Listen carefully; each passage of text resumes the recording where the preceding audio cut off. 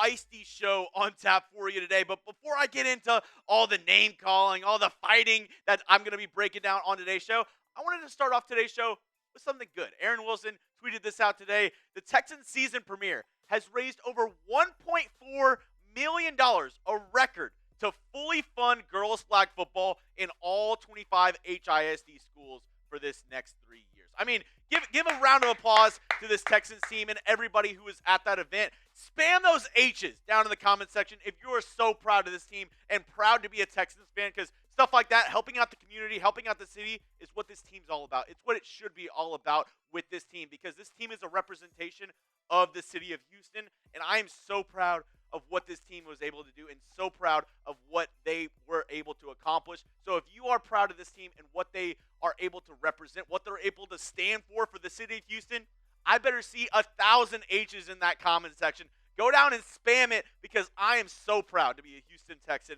at this moment right now. Landry Locker, I also have another little news note for you before we get started on today's show. Landry Locker saying this: roof update from NRG. If you're interested, one of the damaged roof panels is scheduled for repair prior to the home opener against the Bears on Sunday Night Football, September 15th. And then the second roof panel is going to be fully repaired before the Texans' home game against the Jacksonville Jaguars. So I know a lot of people talking about, that line of light that came in during the preseason games because the roof was damaged by Hurricane Beryl should be fully fixed by the Jacksonville game, at least partially fixed by the Bears Sunday Night Football game. Coming up, I have the latest Texans news and rumors on tap for you today, so you don't want to miss out on all the action we have for you on today's show. We have a loaded program for you, and you don't want to miss a single thing. So stay locked in, put your seatbelt on, and let's get this show on the road.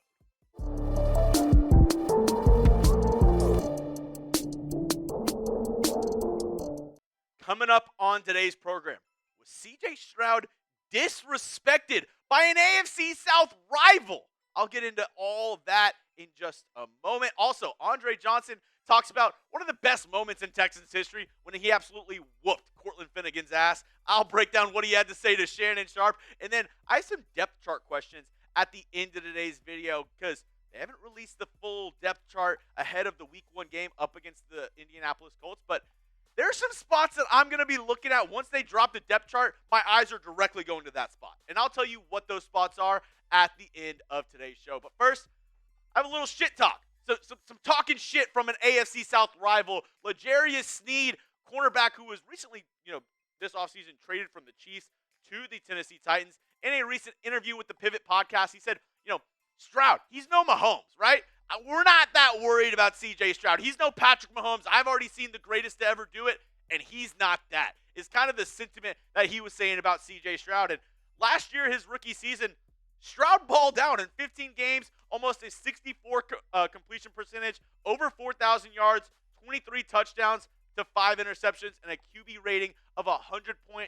CJ Stroud is all that and a bag of chips, if you ask me. I think, this is obviously him trying to downplay how good CJ Stroud is, because he has to play him twice a year. And L'Jarious Sneed, obviously, he's a competitor in his own right. He's not going to, say, CJ Stroud's one of the best quarterbacks in the league. I think he's an amazing quarterback because he's a competitor. But when you look at the advanced stats between CJ Stroud and Patrick Mahomes last season, and I'm not saying CJ Stroud is at Patrick Mahomes' level just yet. I still think Mahomes is the best quarterback in the league.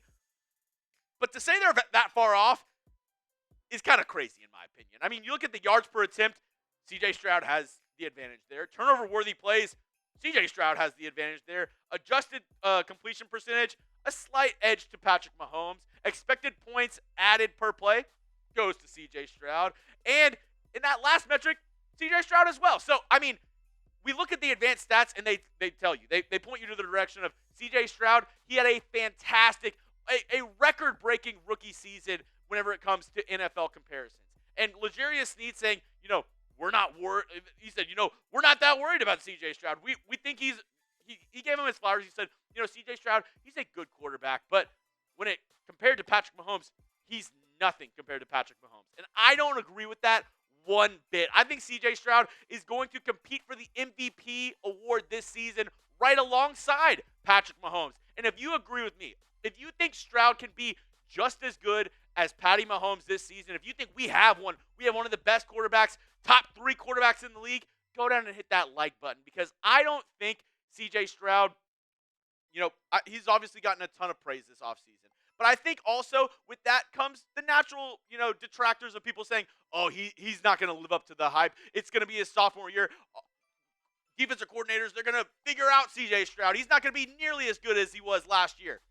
I don't think that's the case. I think C.J. Stroud is going to ball the F out this season. And if you want to ball out, maybe ball out without a shirt on, you got to head over to Factor Meals, today's sponsor, because they'll get your body looking right in time for football season. I've recently been trying to get on track with my own health, and today's sponsor, Factor Meals, has been a huge help.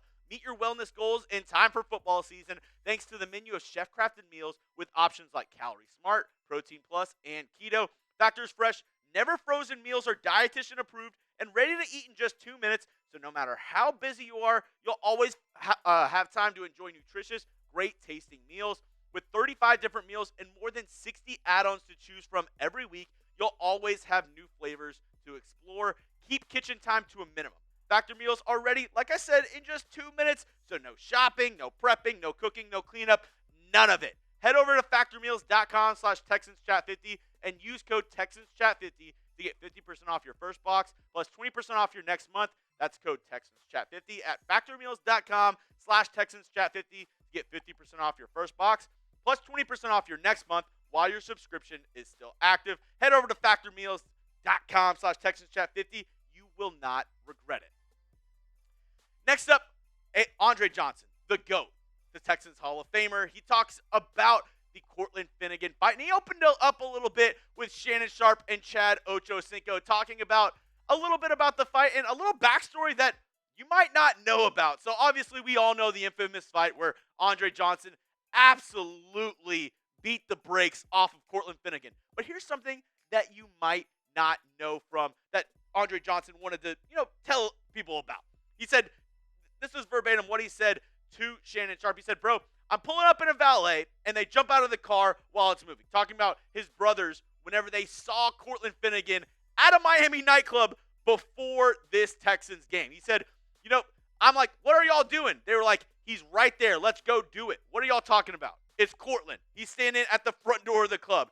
I didn't even see him. They wanted to get him right there, and I'm like, nah, we're not doing that. But then during the game, actually, while the Texans were up 20-0, he went over to Coach Gary Kubiak and was like, hey, man, I'm fixing to beat his ass, is the exact words that he told to Gary Kubiak. And then he went ahead and beat his ass. He did exactly what he said he was going to do. So a little fun insight behind that. Andre also said, the tension had been building up for 3 years. Cortland had kept on doing, stuff behind the play, like after the play was over, kept on, doing little digs, little stuff at Andre Johnson throughout their time. They faced each other twice a year throughout his time there, and he just said he had enough with it. He was done with it, and he just had to prove a point to Cortland Finnegan, saying he's not going to take his BS anymore. And I think Cortland, got the message pretty plain and clear. Before we go, I have one more thing that I want to break down on today's show for you, and it's my biggest question marks around the Texans depth chart, because they haven't released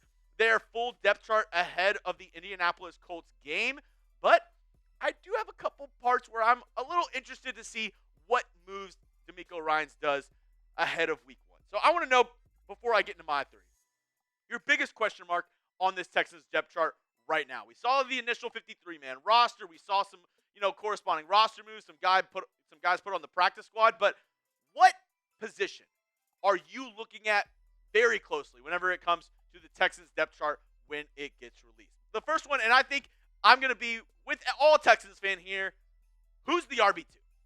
Because we all know who it should be. It should be this guy right here, Cam Akers. He balled out in training camp. He balled out in the preseason. He looked far superior to Dameon Pierce. But is DeMeco Ryans going to make him the RB2? We saw DeMeco Ryans, Titus Howard even, the right tackle, defend Dameon Pierce throughout this offseason, saying, he didn't get the amount of carries that these other guys did. The offensive line maybe didn't block as good as they should have, opening up holes for him. I don't know, man. Cam Akers looked really freaking good in the preseason, and I know he's going up against backup players, But at a certain point, you're like, this dude's vision is different. His moves are different. And the electricity that he brings, the spark that he brings to this Texans offense is much different than Dameon Pierce. He's able to cut on a dime. He's able to, see the field differently than Dameon Pierce. I think he should be RB2, but I'm really interested to see what DeMeco Ryans puts on that depth chart. Next up, who's linebacker 3? Will it be, a Jake Hansen? Will it be Neville Hewitt, Del'Shawn Phillips, Jamal Hill? Who's it going to be? Because Christian Harris currently on short-term IR. He won't be back until week 5. So it's Azeez Al-Shire, Henry Toto. Who's going to be that next guy? Is it going to be Jake Hansen, Neville Hewitt, Jamal Hill, Del'Shawn Phillips? I'm somewhat leaning Neville Hewitt because he has the experience. DeMeco Ryans, his coaching staff trusts him. He's a really good special teamer as well. Has some experience starting at the linebacker spot. Did it a couple years for the New York Jets.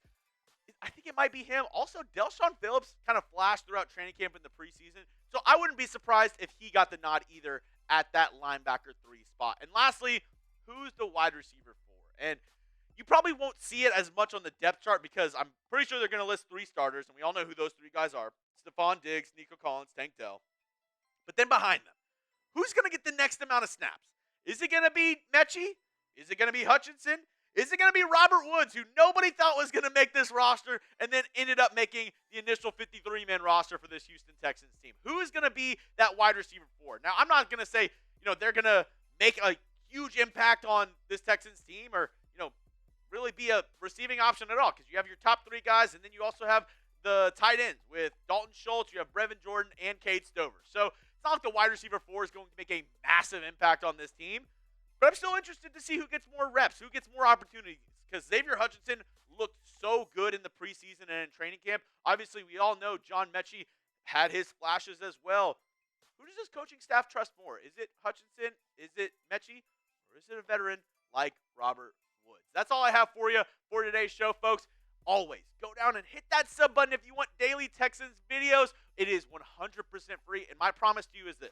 If you don't like it in a week, all good. Go and unsubscribe. But give me 1 week. Just give me 1 week to prove to you why this is the best Texans channel on YouTube.